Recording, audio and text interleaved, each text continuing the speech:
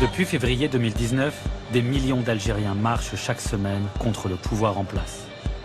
Cette contestation inédite a ébranlé une nation qui ne croyait plus en elle.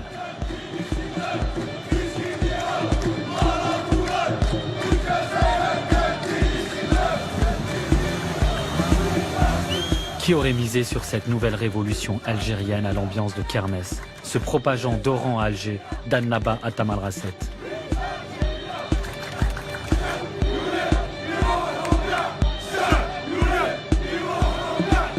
Malgré la répression, le chantage au chaos ou aux manœuvres politiques, le système autoritaire et militaire qui gouverne l'Algérie depuis son indépendance n'a pas épuisé le Irak, ce mouvement populaire et pacifique.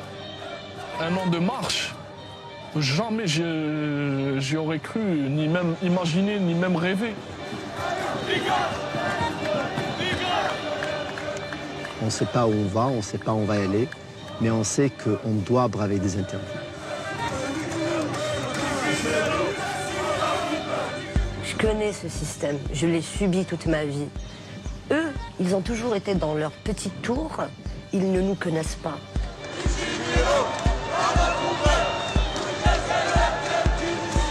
Je me dis que me casser de ce pays n'est pas une solution. Mais casser le gouvernement actuel, ça c'est une solution.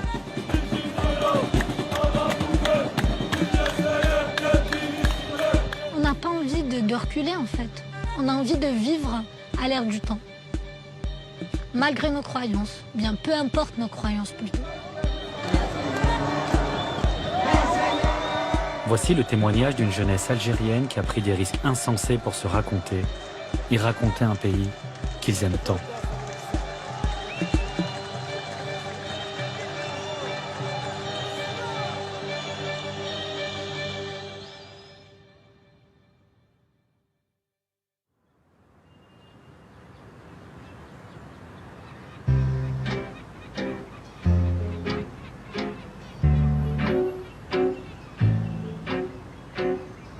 En Algérie, plusieurs centaines de manifestants ont défilé aujourd'hui dans le centre d'Alger et dans plusieurs autres localités du pays contre la perspective d'un 5e mandat du président Abdelaziz Bouteflika.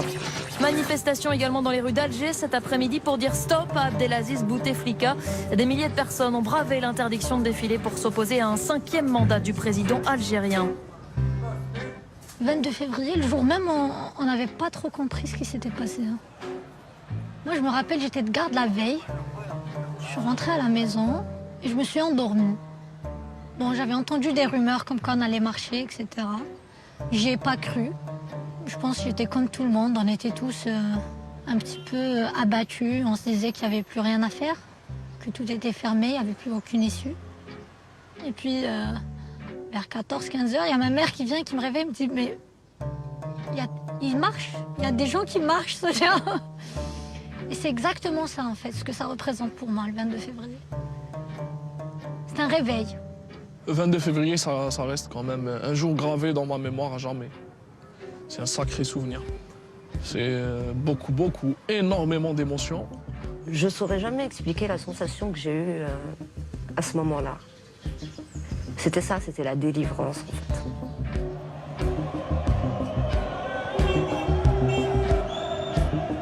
Le 22 février, je me rappelle, je suis sorti tout seul. J'y croyais pas. Pour moi, on allait être une cinquantaine, une centaine maximum. Et qu'on allait se faire embarquer. J'avais filé de l'argent à mon pote. Je lui ai dit, tiens, ça, tu gardes. Dans le cas où je me fais embarquer, tu essayes de donner ça à un policier pour me faire sortir. Parce que je peux pas rester dedans. J'étais avec des amis dans un café et on commençait à avoir des directs en fait, sur les réseaux sociaux. Et c'était tout le monde qui partageait sur tout le territoire national. Et tout d'un coup, on voit un direct, il y avait quelque chose à Tizi Ouzou.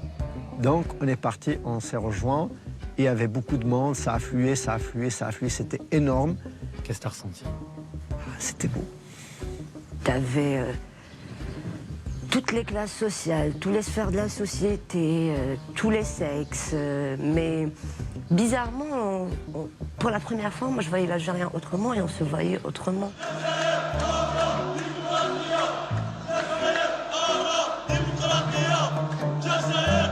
En fait, c'est vraiment la révolution qui est née ce jour-là. Là, j'ai vraiment repris un grand espoir, je vais dire. J'ai repris le grand sourire. Je me suis dit, là, c'est la bonne. Là, on avance. On était juste pour la première fois tous là avec un objectif en commun.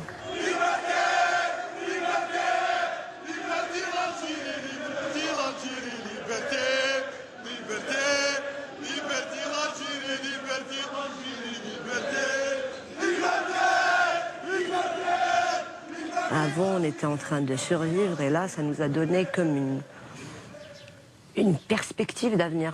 Il y en a marre, il y en a marre, il y en a marre, tout simplement, il y en a marre. On veut que nos enfants vivent dans une Algérie prospère, une Algérie développée, une Algérie qui a tous les moyens. Ils nous ont tout volé, ils ont tout pris, ils ont tout foutu. Regardez comment Alger est devenu, regardez Alger, comment ils l'ont massacré. Regardez bien, regardez, on veut reprendre notre Algérie, c'est tout.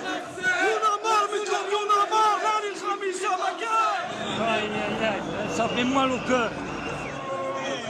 En fait, cette révolution, elle a permis à tout le monde de se réapproprier son pays. Elle nous a permis de se réapproprier l'Algérie. On a compris que ça nous appartenait à tous.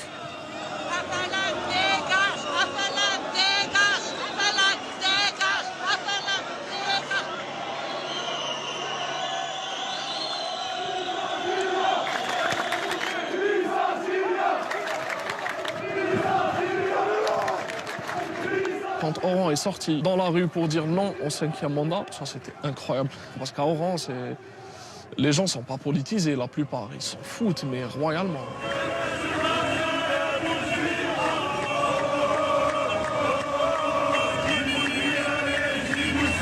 On est une génération très consciente, l'une des générations les plus conscientes que l'Algérie ait connue après celle de la guerre d'indépendance. Et obstinée.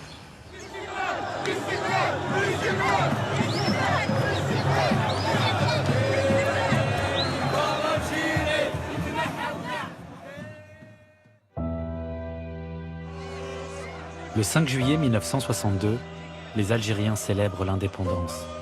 Enfin la liberté après 132 ans de colonisation française. Des millions d'Algériens chantent à la gloire du Front de Libération Nationale, le FLN. Tous nous voudrons vivre ensemble dans la paix et nous sommes très contents et la joie de l'indépendance totale avec notre peuple algérien.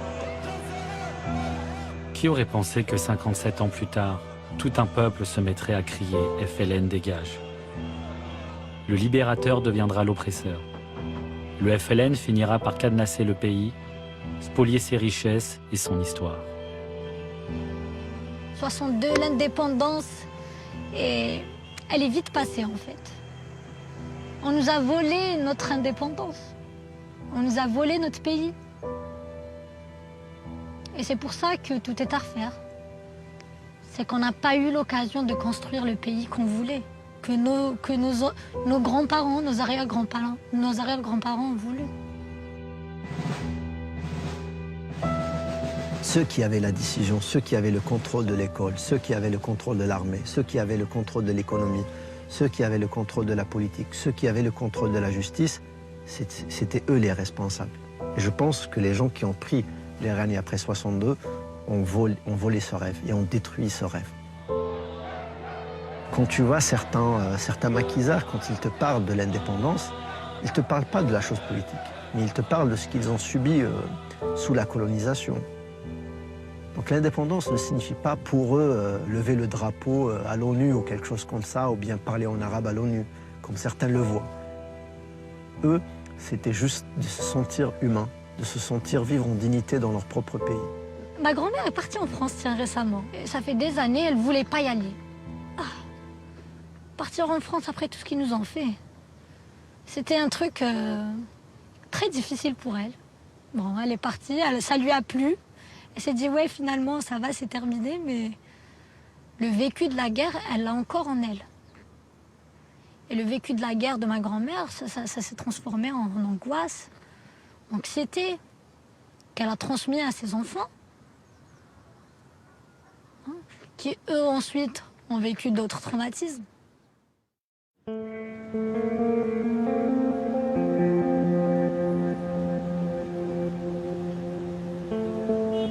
Ce traumatisme dont parle Sonia, c'est la décennie noire. Au début des années 1990, l'armée interrompt les élections législatives. Son but, empêcher le Front islamique du salut de prendre le pouvoir. Les plus radicaux prennent le maquis.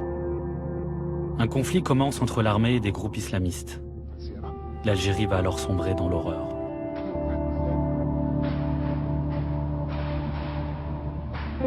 Le président Mohamed Boudiaf est assassiné. Les attentats se multiplient, les massacres aussi.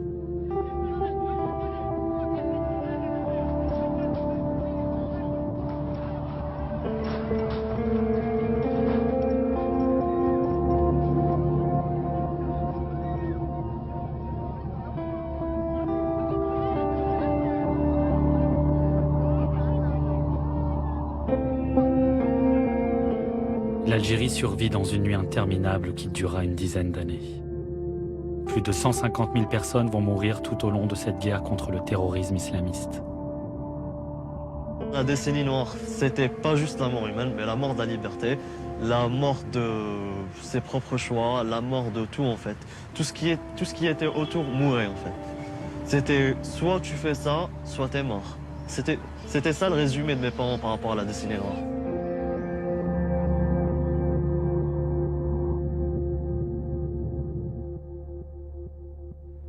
Quand on voyait le GT de 20 heures, on voyait donc le degré de violence, donc les corps déchiquetés, les corps des terroristes retrouvés ou bien abattus et les armes qu'on a retrouvées. C'est des événements qui m'ont marqué, qui ont marqué mon éducation, qui ont marqué ma culture, qui ont marqué ma vision des choses, qui ont marqué mon environnement. Nous, on a grandi avec tout ça, avec tous ces traumatismes. On a peur de sortir la nuit, on a peur d'aller dans la forêt. On a peur de sortir entre amis. Ça, c'est récent, hein, quand même, les gens qui sortent entre amis, etc. C'est quand même assez récent. À chaque fois, il y a des manifestations, il y a une petite émeute d'heure. Oh voilà, ça va recommencer, la décennie noire, ça va reprendre comme avant. Il y aura les terroristes, ils vont égorger, il y aura les faux barrages. Moi, cette guerre, je l'ai vécue autrement. Et après. Parce que ça a complètement modifié le cours de ma vie. Ma vie aurait peut-être pu être autre chose si on n'avait pas assassiné mon père. En 1996, Ania a 3 ans lorsque son père est tué de 5 balles par des terroristes dans une rue de la Casbah. La raison ? Son père est un ancien policier, une cible de choix durant ces années noires.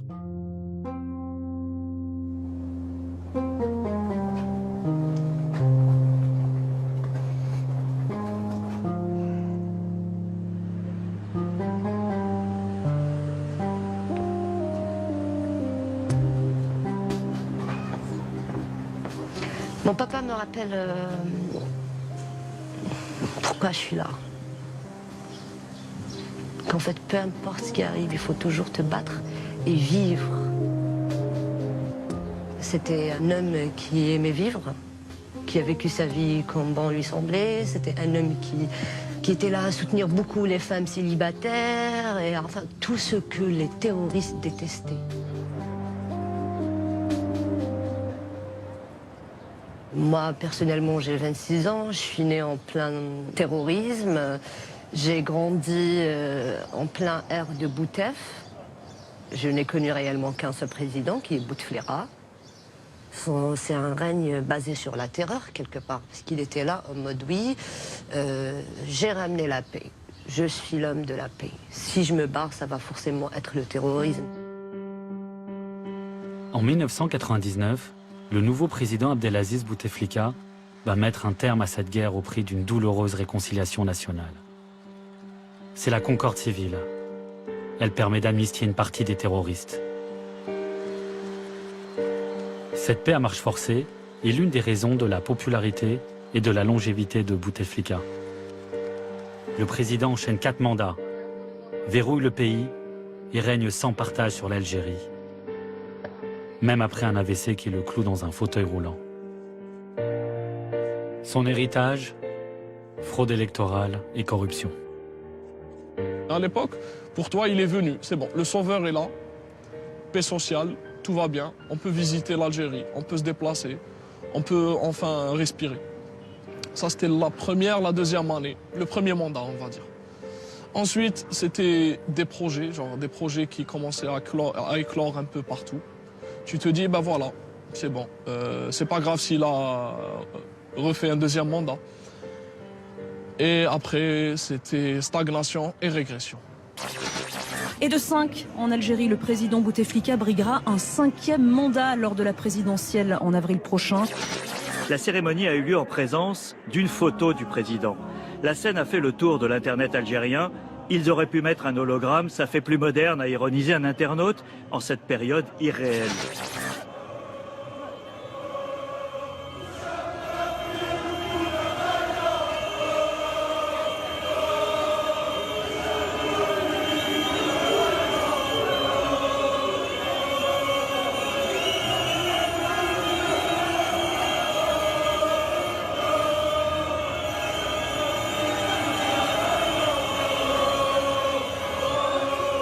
On a supporté la misère, on a supporté la pauvreté, on a supporté la corruption, on a supporté plein de choses. Mais se foutre de notre gueule à ce point, c'était plus possible. Vraiment, c'était un coup de nerf pour les jeunes. Comment un gars que peut-être qu'il n'arrive même pas à pisser comme tout le monde, va, nous, jeunes de 20 ans, nous gouverner? Non, ça, c'est pas possible. Parce que c'était quand même humiliant, c'était vraiment humiliant d'avoir un président dans une telle situation qui va se présenter pour un 5e mandat. 20 ans de Bouteflika, on n'a connu que ça. La corruption a atteint son paroxysme, la déliquescence de l'État a atteint ses limites. C'était un vide total. C'était vraiment, on avait peur que Bouteflika allait passer.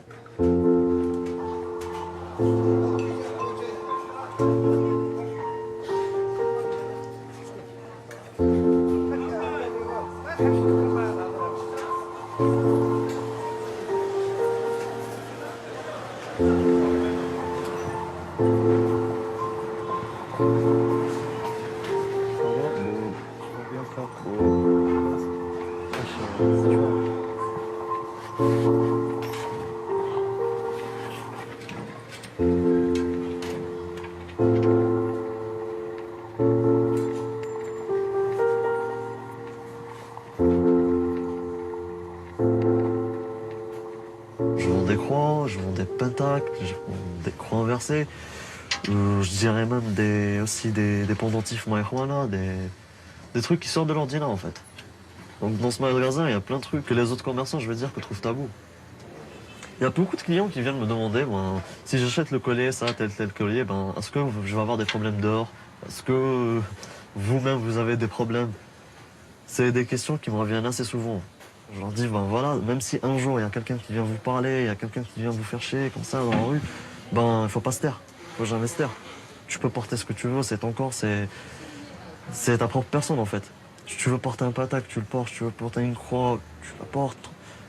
Donc je dirais que ma petite boutique, c'est plus un côté rebelle que commercial en fait.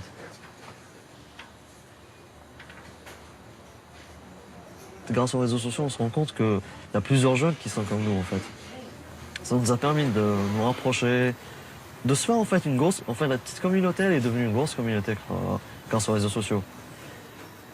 C'est un moyen de liberté, en fait.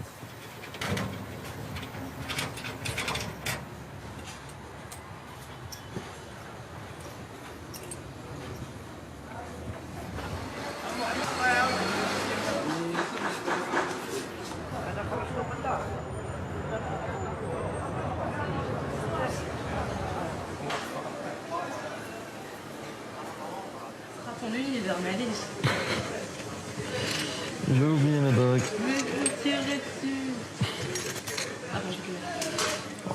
Deux secondes, ils sont complètement...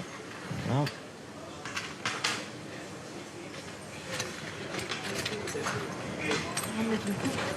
C'est...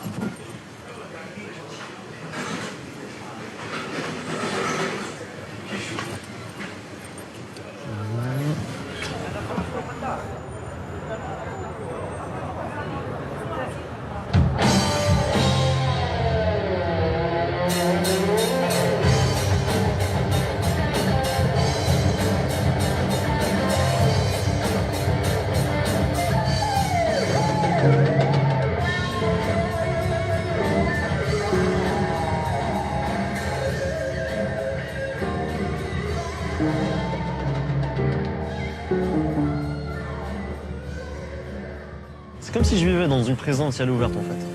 On t'empêche de vivre ta jeunesse.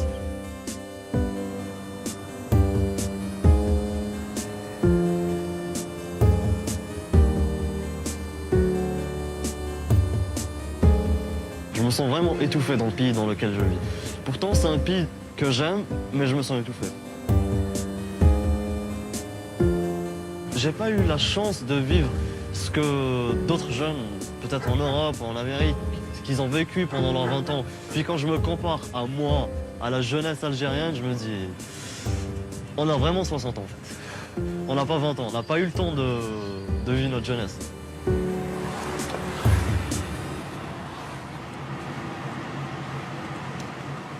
Quand on sort d'un concert de métal, genre, on est en mode, c'était bien. Tous les problèmes que tu as eu pendant toutes les semaines, toute cette rage que tu as en toi, tout en fait. Tu les fais en sortant en criant, en sautant, en plinguant, tu peux tout faire en fait. Il n'y a personne qui te regarde. Ça, c'est genre, quand tu rentres dans un concert de métal, tu sens que tu es rentré dans un autre monde. Tu te dis, ah, je suis plus dans la société que j'étais là, il y a 2 minutes dehors.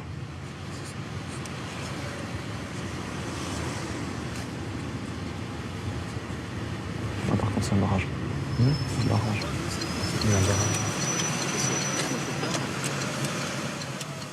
Avoir 29 ans et avoir la vingtaine en Algérie, généralement, c'est d'avoir les larmes aux yeux. C'est un grand vide, quoi. C'est un saut dans le vide. On se sent vieux. Franchement, à 28 ans, je me sens fatigué, usé, irrité. J'ai l'impression d'en avoir 40 parce que tu dois te battre pour avoir le minimum. Tu rends des comptes à tout le monde. Tu as envie de boire de l'alcool, eh ben, il faut que tu le fasses en cachette. Tu veux vivre avec quelqu'un sans te marier, mais jamais de la vie, laisse tomber, non, jamais de la vie. Donc tu dois toujours des comptes à tout le monde, tu dois toujours te justifier.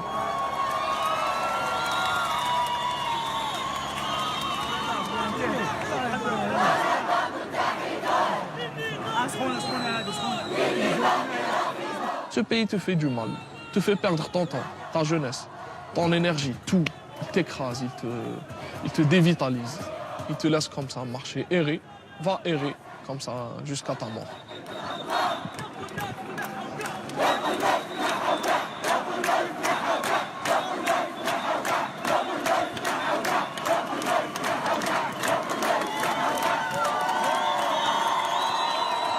Tellement tu désespères, tu ne peux plus qu'espérer.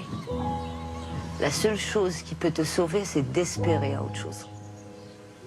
C'est bon, on a fait le tour du dark side. On a fait le tour des massacres, de la corruption, de la pauvreté, de la misère, de la saleté. On connaît ça, on sait très bien vivre avec ça, on sait survivre dans ça. Et si on essayait autre chose? On n'a plus grand-chose à perdre, sauf nous-mêmes. Et on s'est déjà perdu.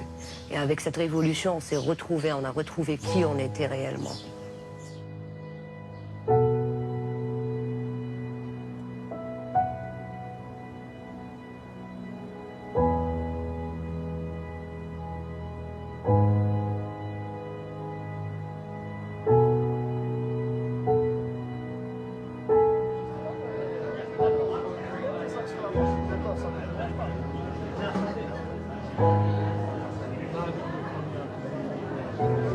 Les gens suivent l'actualité. La majorité avant, c'était que les vieux dans les cafés, les retraités. Et les quelques militants par-ci, par-là. Là, c'est tout le monde qui suit l'actualité et qui se politise. Ça, c'est magnifique. Ça va? Ça va? Ça va, Sahbi? Raya? Bien? Alhamdulillah. C'était combien ça? C'est un petit coucou à cette personne. Vas-y. C'est d'être président. Monsieur le résident, sans vouloir être insultant, depuis combien de temps ne parles-tu plus à tes enfants? Où sont donc tes beaux discours énoncés vaillamment? L'époque de l'Algérie, mon amour, où est-elle donc maintenant? Et la détresse de mes frères qui traversent désespérément la mer, ils ont déjà connu l'enfer, mais que comptes-tu donc en faire? En ta faveur, tout est permis, ton système est corrompu. Et cette politique de déni venant de tes élus imbus, je n'insulte guère, au contraire, ce que je dis n'est que vérité. Et moi dans tout ça, j'écris en silence ces chuchotements.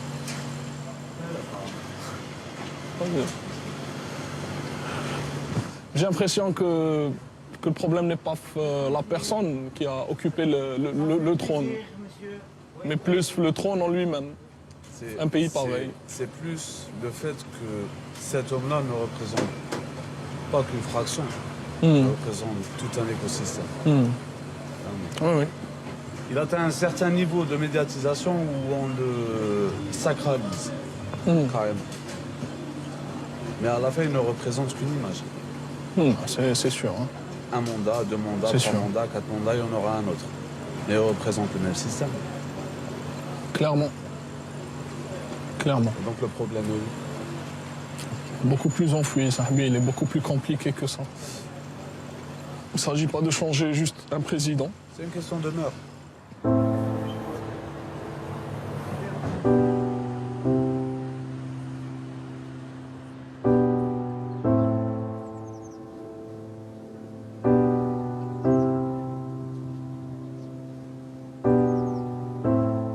C'est assez compliqué d'être une femme. C'est souvent des petites agressions, souvent on est plus surveillé que les hommes. Au moindre faux pas, on est plus jugé, j'ai envie de dire, par la société qu'un homme, par exemple. On a moins droit à l'erreur qu'un homme.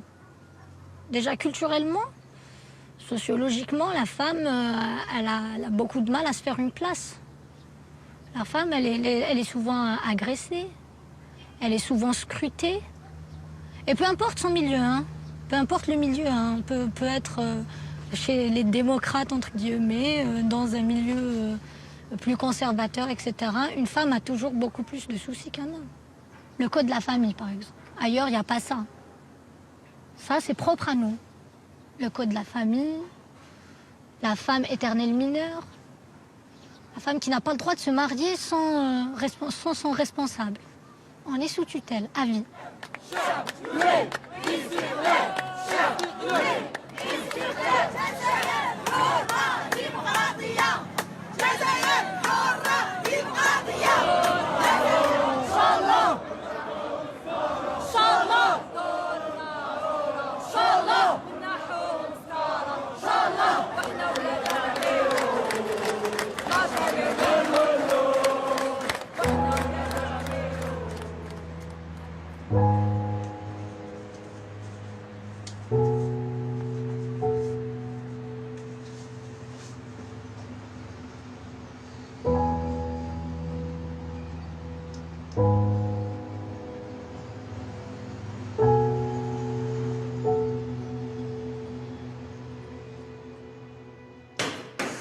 Tout comme Sonia, les femmes n'ont pas hésité à descendre dans les rues pour s'enrôler dans le Irak.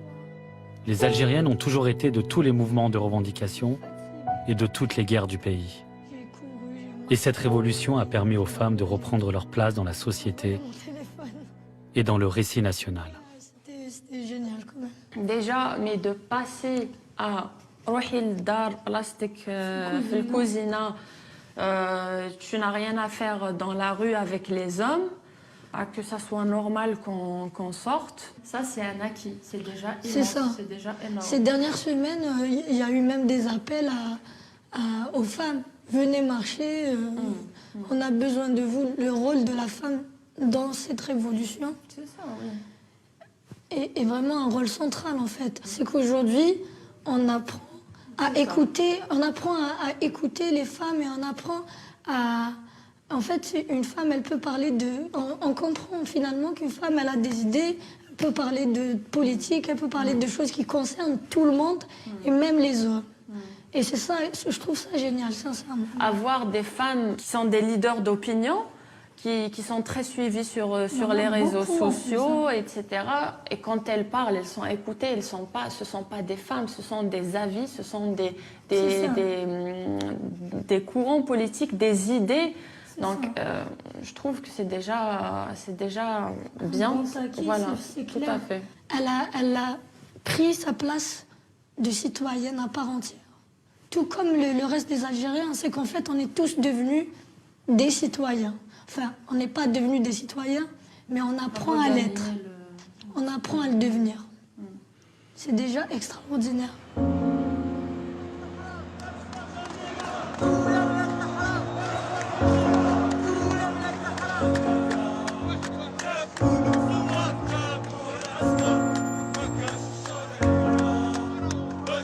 On a été des citoyennes, des missionnaires. Et aujourd'hui, on a décidé de reconquérir notre citoyenneté. C'est aussi simple que ça.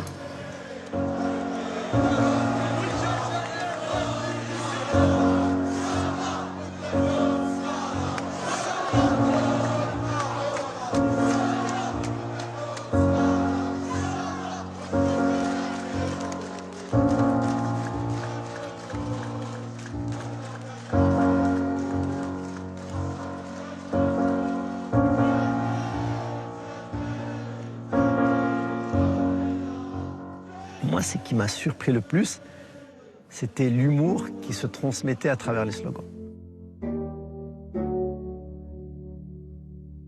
Le mieux, c'était un slogan d'une jeune fille qui disait « Bouteflika, vous n'allez même pas avoir le droit de mon soutien-gorge ».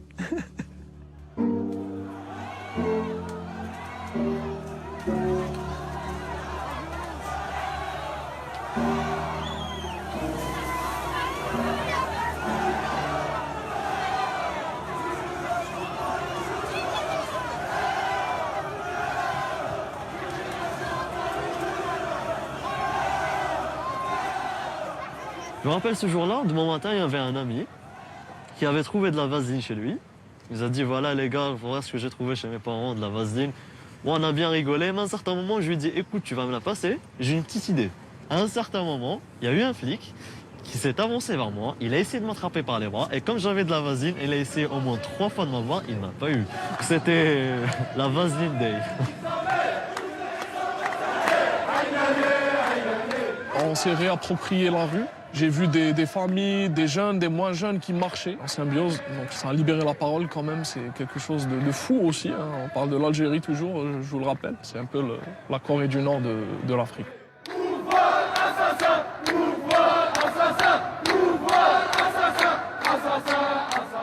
Il y a un événement qui m'a marqué. C'était à Alger. On marchait, on s'est retrouvés dans un carré d'islamistes. On marchait tous ensemble, on criait les mêmes slogans, on avait un même objectif.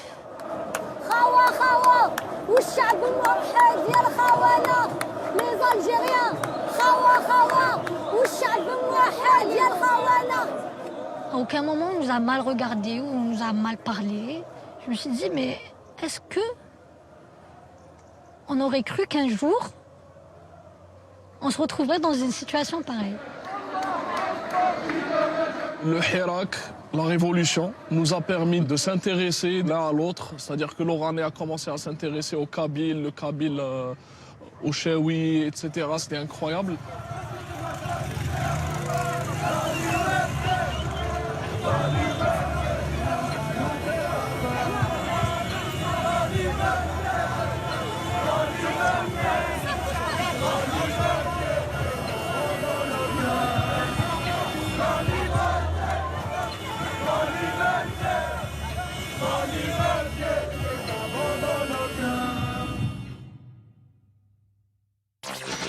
Abdelaziz Bouteflika va démissionner après plus d'un mois de manifestations dans tout le pays. Les moins de 20 ans, en effet, ne s'étaient jamais réveillés sans Bouteflika au pouvoir. Les manifestants veulent maintenant la chute de tout le système. Immédiatement, des milliers de personnes sont descendues dans les rues d'Alger pour crier leur joie, mais aussi...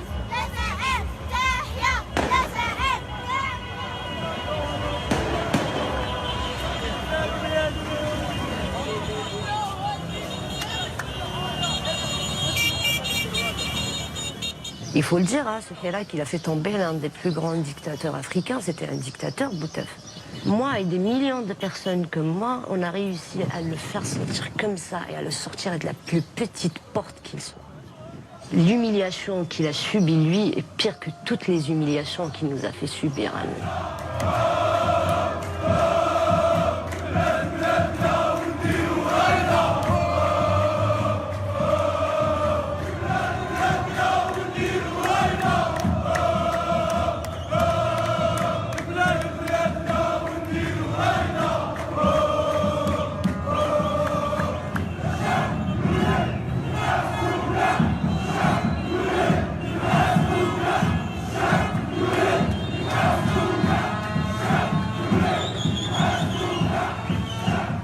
ce pays, c'est incroyable.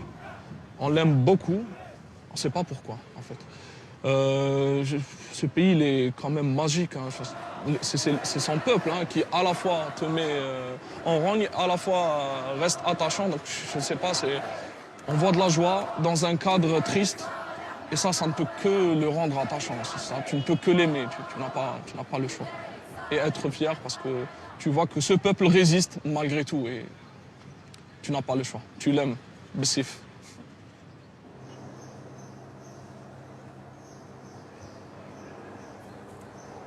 Pour moi, le Hirak n'est pas encore une révolution. Ça n'a pas encore changé les paradigmes des choses. Ça n'a pas encore changé le système. Ça n'a pas encore ébranlé le noyau dur du fonctionnement du système algérien, qui est la primauté du militaire sur le politique. Après la démission de Boutef, le vernis de la démocratie a craqué et on a vu qui dirigeait le pays réellement. C'était la junte militaire.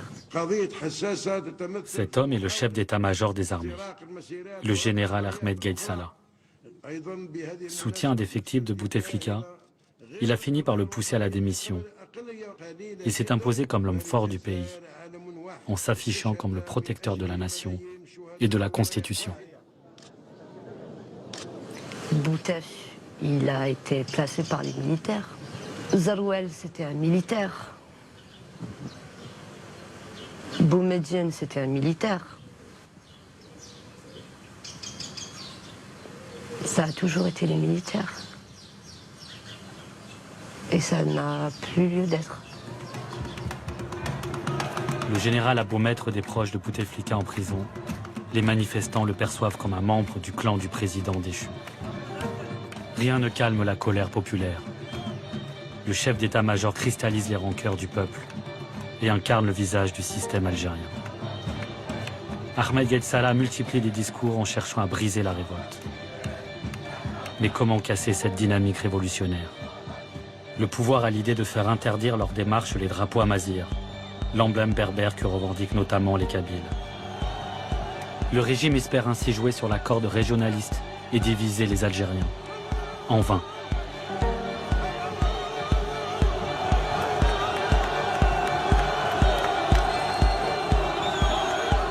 La police se met à arrêter des dizaines de jeunes pour atteinte à l'unité nationale, uniquement parce qu'ils ont osé brandir le symbole berbère. La répression s'accentue.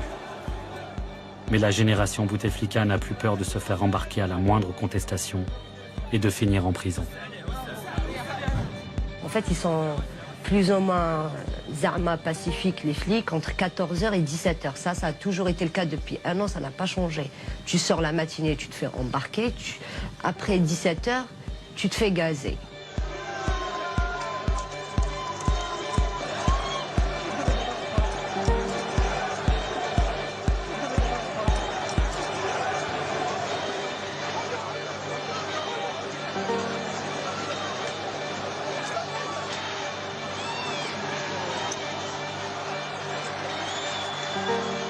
J'ai été arrêtée le 13 avril. On nous a emmenés à plus de 30 km. Ils étaient là à essayer de nous rabaisser, à nous jouer sur le moral. Et on était là, on essayait de résister. Tu vois, tu résistes 1 heure, 2 heures, 3 heures, 4 heures, 5 heures. Au bout d'un moment, tu ne sais plus ce qui va se passer. On ne te relâche pas. Tu n'es pas en état d'arrestation. Tu ne sais pas ce qui se passe. Et là, tu as la femme, elle me demande d'enlever mes chaussures, mes chaussettes. Elle me demande d'enlever mon pull,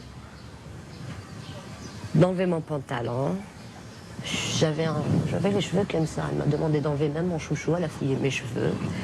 Elle m'a demandé d'enlever mon soutif. J'ai enlevé mon soutif. Après, j'avais gardé juste la culotte. Elle m'a limite fait un frottis. Et là, je lui lance le regard. Ok. Et puis quoi encore? Et là, elle me demande de me rhabiller le plus normalement possible.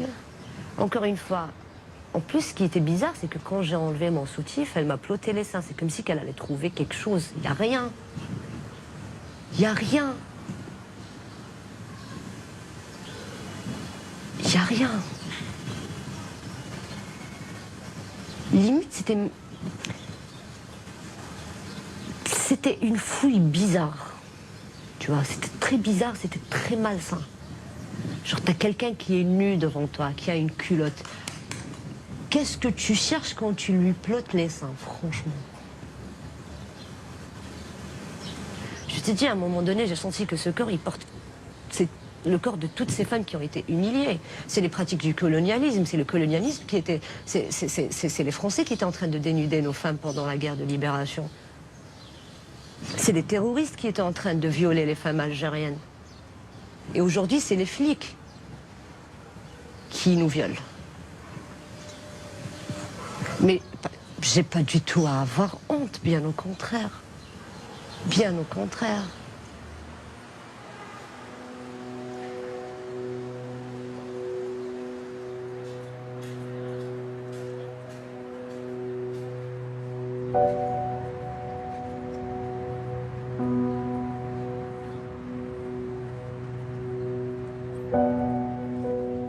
Aujourd'hui, y aller jusqu'à dire que c'est une dictature, je ne le conçois pas ainsi. Mais c'est un régime totalitaire, en fait. C'est un système que je peux qualifier comme étant mafieux. Donc on a recours à la ruse, on a recours à la corruption, des comportements d'une bande. Vouloir être avocat, c'est parce que j'ai voulu être militant. Et la façon la plus efficace pour être militant, c'est d'être avocat. Parce que ça te donne cette capacité de défendre les gens, de défendre la justice, de comprendre ce que les gens subissent profondément. Ça te donne vraiment cette capacité de t'exprimer. Je m'occupe aussi des dossiers principalement des détenus d'opinion et des dossiers politiques. Et là, on va voir des choses incroyables.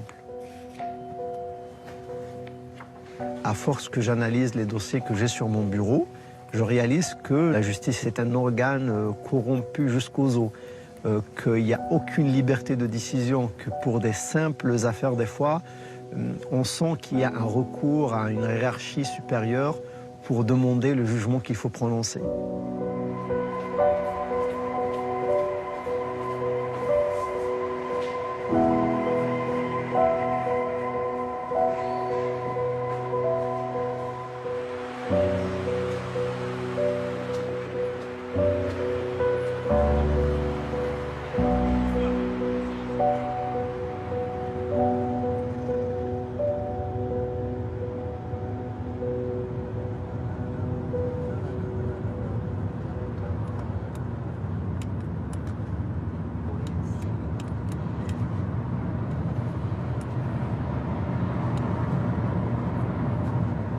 Sofiane Babassi, c'était l'un des détenus qui ont été kidnappés avant les élections présidentielles en décembre. Il avait participé à une marche nocturne et apparemment il a brandi un drapeau berbère ou un drapeau kabyle. Donc c'est pour cela qu'il a été après poursuivi et arrêté. Mais en réalité, c'est pas seulement la cause. Beaucoup de jeunes ont été arrêtés pour un oui, pour un non. Et on lui aura collé l'étiquette d'atteinte à l'unité nationale. Et c'est pour cela qu'il a été après, pour être juste, kidnappé par les services de sécurité en allant chez lui. Et quand on l'a visité donc avec mes deux confrères en prison, on l'a trouvé dans un état lamentable. Et on a trouvé des traces des séquelles de la torture qu'il a subie. Il y avait même des traces de morsures. Et son récit est absolument très grave. Donc on va y aller le voir. C'est pour la première fois que je le vois depuis sa sortie de prison. Donc voilà.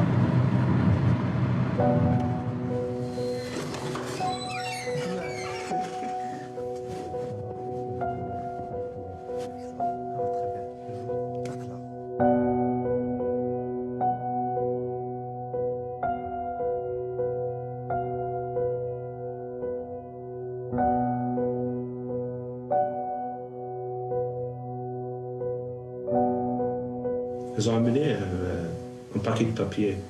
J'ai vu mes publications sur Facebook. C'est la preuve que ça fait longtemps qu'ils sont en train de me suivre. Et puis elle est rentrée, le commissaire, je pense. Je ne le connais pas, mais je pense que c'est le commissaire. Elle est rentrée, Il m'a rien dit, quoi. Il m'a regardé comme ça, il m'a donné un coup sur l'œil. Très très fort, il m'a donné. Puis il m'a poussé comme ça, je lui ai dit pourquoi je me frappe. Tu m'as donné ce coup.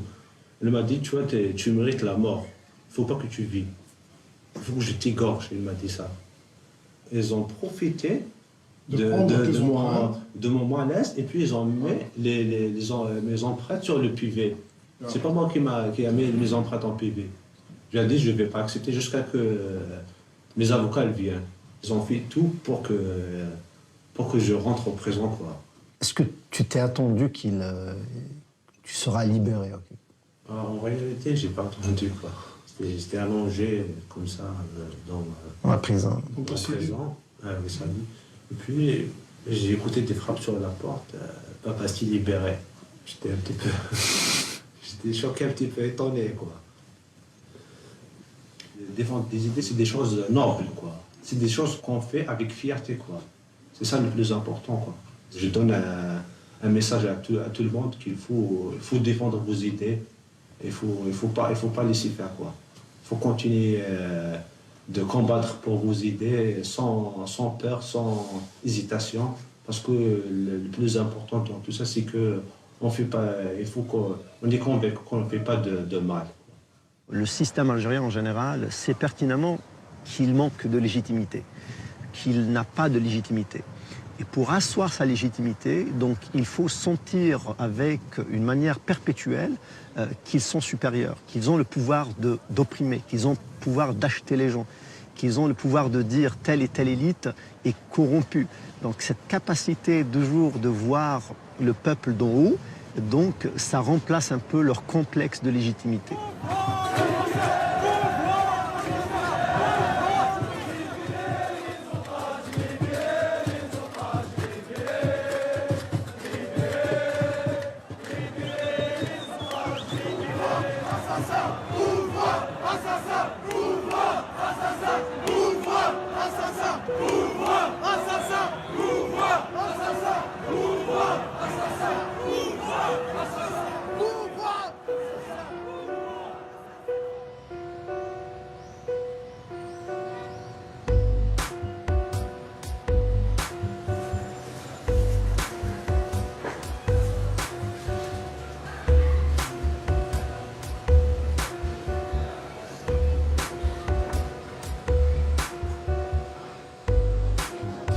Le général réussit enfin à imposer une élection présidentielle.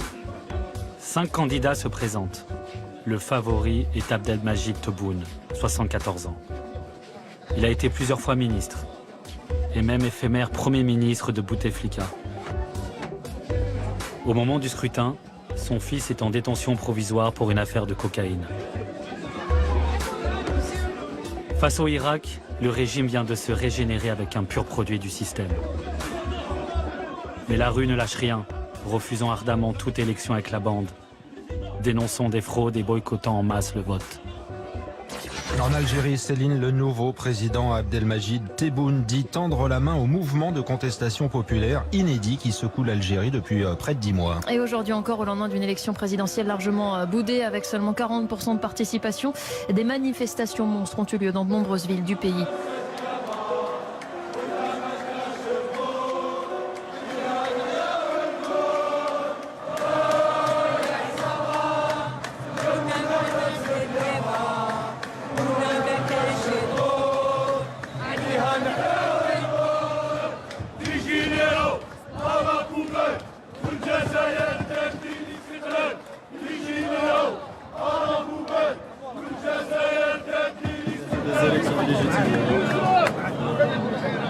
C'est pas la voix du peuple. Parce que c'est pas nous qui avons voté. C'est pas le peuple qui a donné sa voix.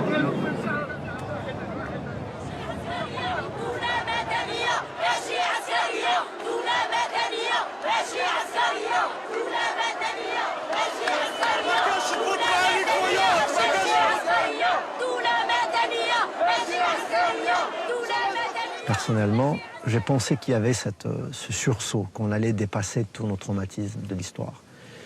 Mais à fur et à mesure, je voyais que ça ne marchait pas. Donc personnellement, j'ai perdu ce sentiment. Je l'ai perdu quelque part.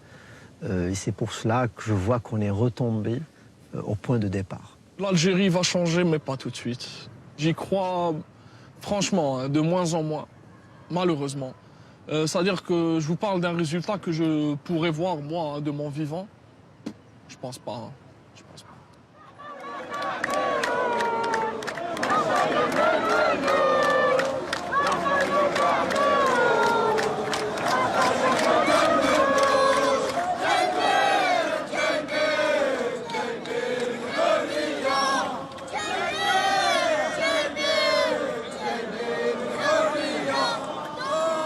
Les enfants qui ont 5 ans, 6 ans, 7 ans et qui ont pris l'habitude de sortir chaque vendredi, de connaître ce sentiment d'appartenir à une nation, cette union.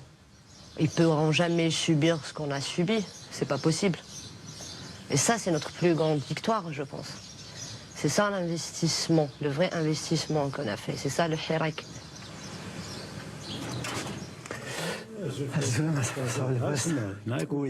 Pour Atman, la désillusion est trop forte.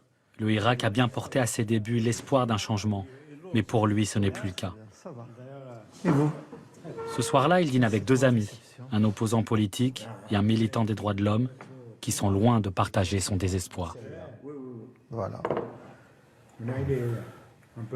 La question qui se pose, le problème qu'il y a eu, bon, il n'y a pas eu d'élite, il n'y a pas eu d'émergence de nouvelles figures. Et même s'il y avait des tentatives, je pense que l'état-major ne les a pas laissés émerger. Mais maintenant, la question que je me pose, que doit faire ce mouvement? Qu'allons-nous faire, nous, en tant que citoyens, en tant que militants, en tant que figures politiques, en tant que gens impliqués, face à cette situation? Moi, je pense, avec tout le monde d'esprit, qu'il nous faut un projet pour le Hirak, pas des représentants pour le Hirak. Il faut que le peuple algérien puisse écrire son projet. Il n'y a pas de solution individuelle pour ce mouvement. Il n'y a que des solutions collectives. C'est-à-dire que si on n'arrive pas à réfléchir en collectif, on ne peut pas gagner. En fait, c'est un mouvement à la fois politique et un mouvement social. Et notre défi maintenant, c'est de construire. Parce que je ne pense pas qu'on va se mesurer dans la force par rapport au système. Notre force à nous ne sera pas dans la destruction du système. Je pense que c'est le plus grand acquis, c'est qu'aujourd'hui, il y a une forme de démonopolisation de la parole publique. Elle est devenue citoyenne. C'est un miracle qui se produit, je pense que ce miracle qui s'est produit, il ne faut pas le jeter. Il ne faut pas l'idéaliser. Ce n'est pas d'idéalisation. Il ne faut pas idéaliser c'est un mouvement historique. Et dans un mouvement historique, il y a des hauts et des bas. C'est peut-être pas notre génération. C'est peut-être des gens qui ont 15 ans, 10 ans, qui vont se retrouver dans une Algérie démocratique. Mais l'essentiel, c'est qu'aujourd'hui, nous avons des bourgeons. Et ces bourgeons, c'est ça notre rôle. C'est de les cultiver, c'est de les protéger contre les agressions pour qu'ils puissent donner demain les fruits nécessaires pour construire l'Algérie de demain. C'est le défi. Les gens, quand ils ont détruit le mur de Berlin, personne ne pensait qu'en détruisant le mur de Berlin, toute l'Union soviétique allait disparaître.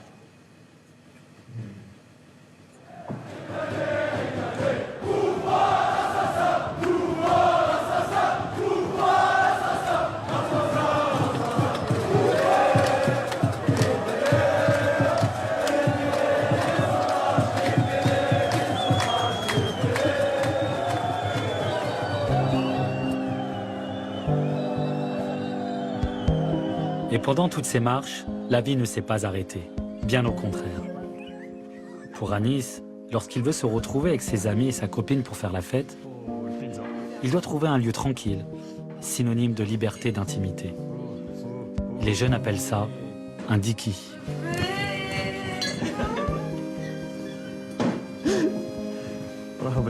Allez-y doucement. Non, non, non, non, pas de polygamie avec des bouts de pestis. Pas de Tu vas la faire tomber. Tu vas la faire tomber. Tu vas la faire tomber.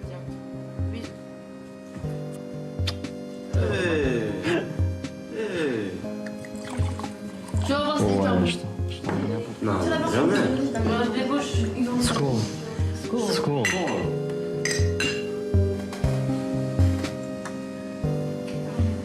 Un diki, c'est un endroit où les autres ne te voient pas en fait. C'est juste ça en fait. C'est que là où les regards des autres ne sont pas pointés sur toi. Là où tu risques rien. Là où tu te sens en fait en sécurité.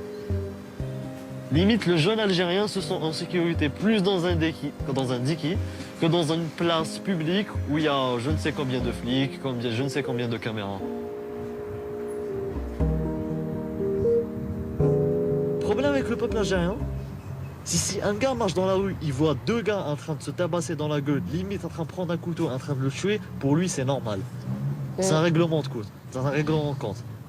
C'est-à-dire du moment où il voit un couple en train de s'embrasser, en train de se prendre en câlin ou un truc comme ça, wow.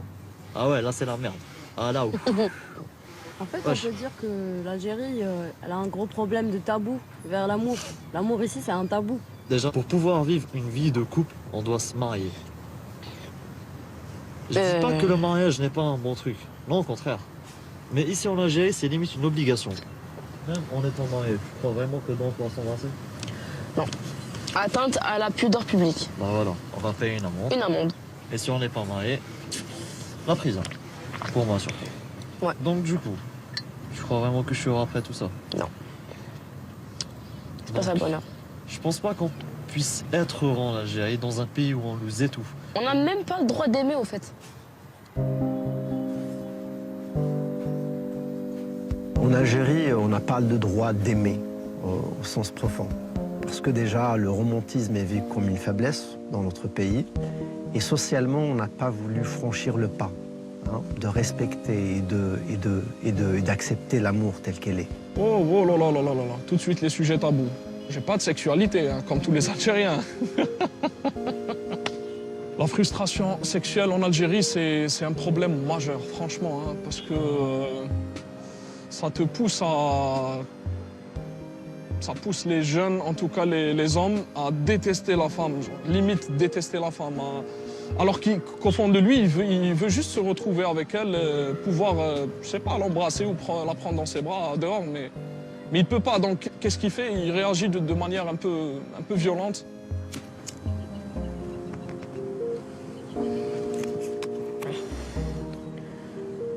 Là, j'en ai marre. Pourquoi? À 20 ans, déjà, la dépression. T'as le stress de la famille, t'as le stress de la société, t'as le stress des études, t'as le stress des mecs. Ouais. Genre, la routine d'une fille, quoi, genre en Algérie. À 20 ans, en fait. Ouais. Tu souffres à 20 ans, en fait. À 20 ans, genre à 20 ans, t'es à l'étranger, t'es là, tu vis ta meilleure vie, t'es en boîte de nuit, t'es avec tes potes. Bah là, t'as rien, genre. T'as rien, en fait. T'as un cinéma, deux cinémas, puis t'as rien, en fait. Il y a des programmes pourris, il y a des films qui sont censurés parce qu'ils contiennent des scènes érotiques, on va dire. Ici, ouais. Exactement. Le tabou de la femme qui se masturbe. Comment tu peux connaître tes plaisirs si tu n'as pas le droit de te masturber ou de voir du porno? Exactement. Le problème, c'est qu'il faudrait instaurer une éducation sexuelle. Ce pays a besoin d'une éducation sexuelle. Les parents sont contre. Justement, les parents sont contre, mais... Ils croient que c'est obscène. En fait, ils sont contre du fait qu'une femme doit être libre comme un homme, en fait. Bah, ils ont juste peur de la femme. Hein. Ils ont peur que la femme prenne une puissance qui serait supérieure à la leur. Bah, parce qu'une femme peut être plus puissante qu'un homme. Bah, elle peut vraiment être plus puissante qu'un homme, en fait. Elle peut avoir des meilleurs emplois, réussir ses études beaucoup mieux. Elle peut vraiment faire comme un homme, on va dire. Ce qu'ils veulent. Ça aussi. On la marie, on la met dans une maison. Et elle reste dans cette maison. Voilà, elle fait des enfants. Exactement. Et c'est tout. Comme un lapin, elle ne fait que congendrer des progénitures. Donc en fait, on a des générations qui se poursuivent, mais qui sont les mêmes. Une éducation merdique, quoi. Inexistante. Inexistante, quoi. Les filles ne sont pas solidaires dans ce pays, elles sont soumises. Elles ferment leur gueule et elles acceptent. Elles se disent, ouais, c'est comme ça, tout le monde fait, moi je vais faire comme tout le monde. Mais est-ce que c'est juste? Est-ce que tu es heureuse? Est-ce que toi tu es heureuse? Est-ce que le jour où tu mourras, tu seras dans ton lit de mort? Est-ce que tu te diras, ouais, j'ai vécu une belle vie? Est-ce que tu vas répondre par oui? Non. Moi, je veux répondre par oui. En fait, là, le problème vient des parents parce que nos parents, ils nous demandent jamais la vraie question qui se posait. Est-ce que tu es heureuse?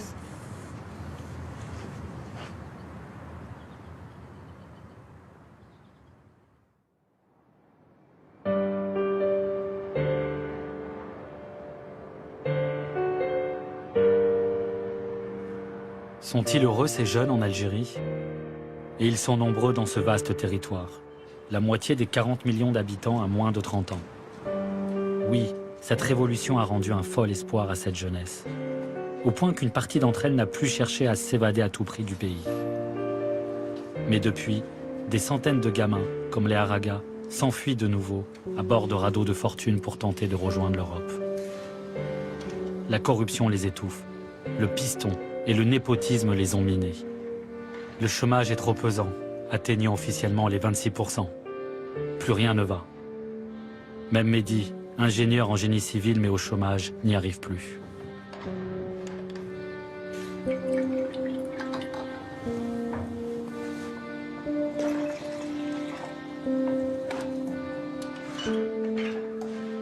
Mehdi s'occupe de ses deux frères et de sa sœur. Ce matin, il reçoit une amie. Et comme d'habitude, une question revient en boucle autour de la table. Faut-il rester ou quitter l'Algérie?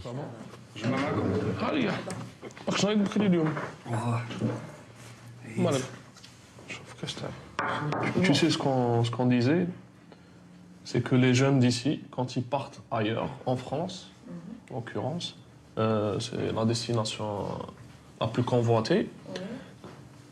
Dans leur tête, quoi, une fois sur place, c'est bon, c'est réglé. Tous leurs problèmes sont réglés. Alors que c'est une image, c'est pas la réalité, c'est une image, c'est un fantasme qui est là. Moi, par exemple, les gens de mon entourage qui sont dans l'optique de partir en France pour s'installer, légalement ou illégalement, me disent toujours que c'est toujours mieux de vivre là-bas qu'ici, machin. Et quand je demande, ils me disent oui, c'est plus facile. On est moins frustré, on peut sortir quand on veut, il y a moins de tabous. Pour les mecs qui me disent ouais, il y a des nanas, on peut sortir en boîte. Mais c'est une image parce que moi, par exemple, tous ceux que j'ai vus qui sont partis, à chaque fois ils te disent oui, c'est beaucoup plus difficile que ce que je croyais. Et je suis persuadée que si les jeunes Algériens pouvaient voyager plus, pouvaient sortir plus, je suis persuadée qu'ils ne s'acharneraient pas autant à vouloir partir à l'étranger vivre. Ça c'est clair.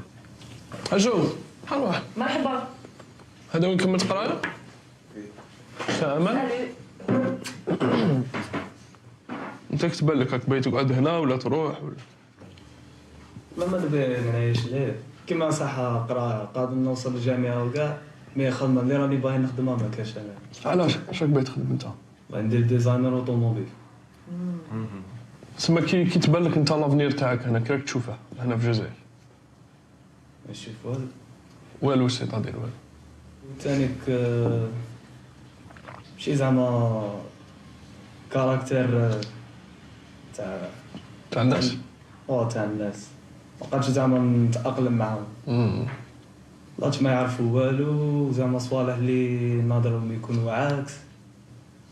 مابقاتش زعما نزيد معاهم حاجة.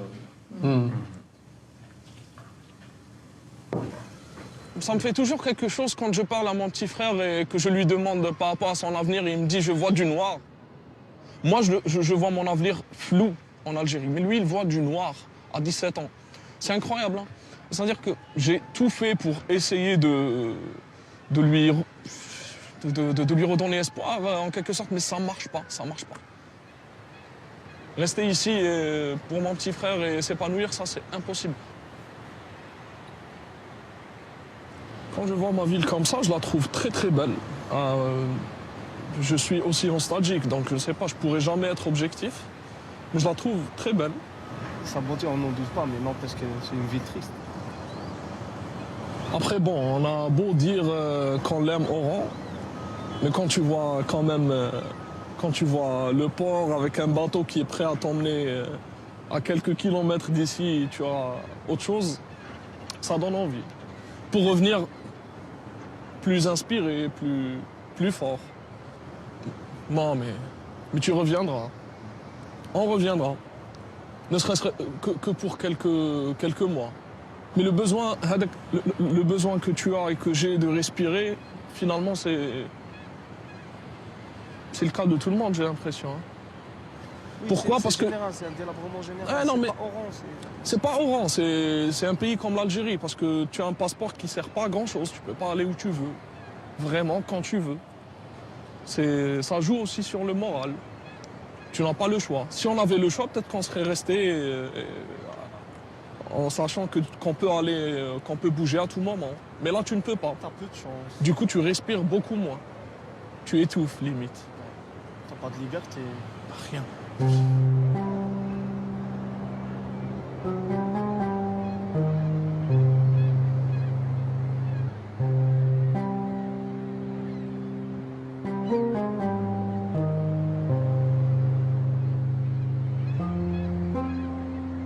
suis parti en France pour mes études, je suis resté 2 ans. En fait, une fois en France, je me suis rendu compte à quel point je ne connaissais pas mon pays et à quel point je l'aimais aussi. Parce que j'étais avec des Marocains, des Tunisiens, des Français et tout le monde connaissait mieux l'Algérie que moi. Tout le monde s'intéressait mieux à l'Algérie que moi, c'était fou. Il y en a qui te parlaient des ruines romaines. Je ne savais même pas qu'il y avait des ruines romaines en Algérie à l'époque. Hein. Ça m'a mis une claque en fait. J'avais envie d'initier un projet ici, de générer de l'emploi, de ramener le petit savoir-faire que j'ai appris ici, d'investir ici, de vivre ici. Mais ça n'a fait que dégringoler depuis que je suis rentré en 2014. Ce n'est plus la même Algérie, je la reconnais à peine, hein, franchement. Franchement, je ne me vois pas vieillir en Algérie. Malheureusement, j'ai tout fait pour revenir, rentrer et faire ce que je voulais faire, mais ça ne marche pas. Donc j'ai pas envie de moisir ici, c'est le mot qui me vient à l'esprit. C'est triste, mais que veux-tu? C'est comme ça.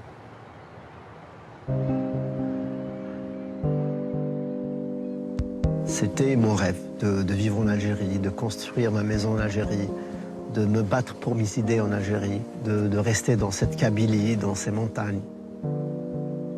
Et ce manque de liberté, c'est ce qui m'a poussé à vouloir pertinemment quitter ce pays. Est-ce que je me vois avoir des enfants en Algérie? Je ne le pense pas. Et je ne veux pas les avoir en Algérie. J'ai envie qu'ils vivent dans un pays où ils vont se sentir libres. Ils vont vivre pleinement leurs rêves, leurs joies, leur jeunesse, leurs fantasmes, exprimer bien clairement leurs idées, circuler librement. C'est triste, hein? Très triste. Avant, j'y pensais souvent, hein, partir. C'était une option très importante pour moi. Donc si je réussis à vivre ici, comme je l'entends, j'ai pas besoin d'aller ailleurs. Je suis médecin, j'ai envie d'aider mes compatriotes d'abord. Donc moi, je reste toujours optimiste. Certes, on va me dire que je suis peut-être un bisounours, que je suis une bien pensante. J'ai souvent droit à ça ces derniers temps. Mais j'ai foi en nous. On peut rester ici en Algérie. Si on se serre les coudes, on peut changer les choses. Parce que c'est nous la force, c'est pas eux. La force représente la jeunesse algérienne. C'est ça la force. Et c'est grâce à cette force-là qu'on va pouvoir casser ce gouvernement actuel. J'ai pas envie que demain, mes enfants vont vivre la même chose que moi. Je veux que mes enfants demain, ils vont dire voilà, nos parents, ils ont fait une vraie révolution. Ils ont arraché cette liberté en fait. Ils ne vont pas se dire voilà, je vais en Algérie, voilà, je vais me casser ailleurs, je suis pas libre. Moi, j'ai pas envie d'entendre mon enfant dire ça. Encore une fois, là, on se bat pour vivre pleinement. C'est une nouvelle ère dans l'histoire de l'Algérie. Et j'aime bien croire que c'est la plus belle et la plus importante. C'est une génération obstinée qui sait très bien ce qu'elle veut et qui n'est pas prête à lâcher. Avec le Hirak, tu deviens accro, c'est une cam. C'est devenu notre cam. Et on a tout le temps qu'il faudra. On a le temps, on a l'énergie, on a la volonté, on a la rage. On a tout ce qu'il faut.